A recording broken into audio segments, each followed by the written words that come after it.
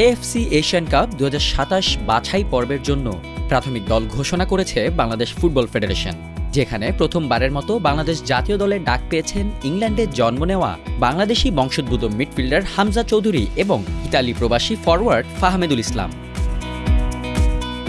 চলতি মৌসুমে English club Sheffield ইউনাইটেডের হয়ে খেলছেন হামজা চৌধুরী। এর আগে ইংলিশ প্রিমিয়ার লিগে লেস্টার সিটির হয়েও খেলেছেন ২৬ বছর বয়সী এই defensive midfielder.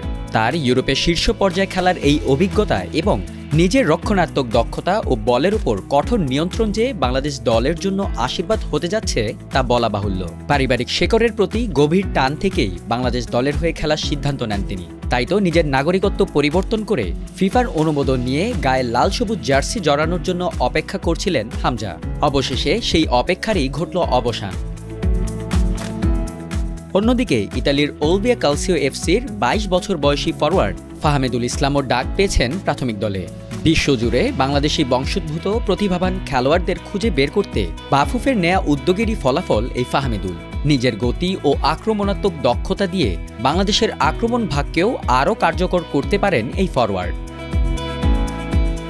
AFC Asian cup ২০২৭ বাছাই পর্বের জন্য ঘোষণা করা বাংলাদেশের প্রাথমিক দলে আছেন ৩৮ জন ফুটবলার। তারা হলেন গোলরক্ষক ৫ জন, মিতুল মার্মা, সুজন হোসেন, আনিসুর রহমান, মেহেদী হাসান শ্রাবণ, সাকিব আল হাসান। ডিফেন্ডার ১৩ জন, মুরাদ হাসান, মেহেদী হাসান, শাকিল আহাদ তপু, রহমত মিয়া, শাকিল হোসেন, ইসা ফয়সাল, তাজউদ্দিন, তারিক কাজী, তপু বর্মন, সাদউদ্দিন, সুশান্ত ত্রিপুরা, ইয়াসিন খান, জাহিদ হাসান শান্ত।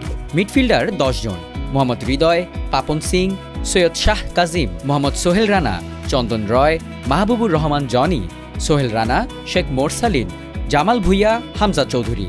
ফরওয়ার্ড ১০ জন, ফয়সাল আহমেদ ফাহিম, রাকিব হোসেন, রাব্বি হোসেন, রফিকুল ইসলাম, ইমন শাহরিয়ার, মোহাম্মদ ইব্রাহিম, আরিফ হোসেন, আল আমিন, পলাশ আহমেদ নোভা ও ফাহমেদুল ইসলাম। বাছাই পর্বের প্রথম ম্যাচে আগামী ২৫ মার্চ ভারতের বিপক্ষে মাঠে নামবে বাংলাদেশ। প্রাথমিক দল নিয়ে ঢাকায় কয়েকদিন অনুশীলনের পর ক্যাম্প করতে সৌদি আরব যাওয়ার কথা বাংলাদেশ দলের।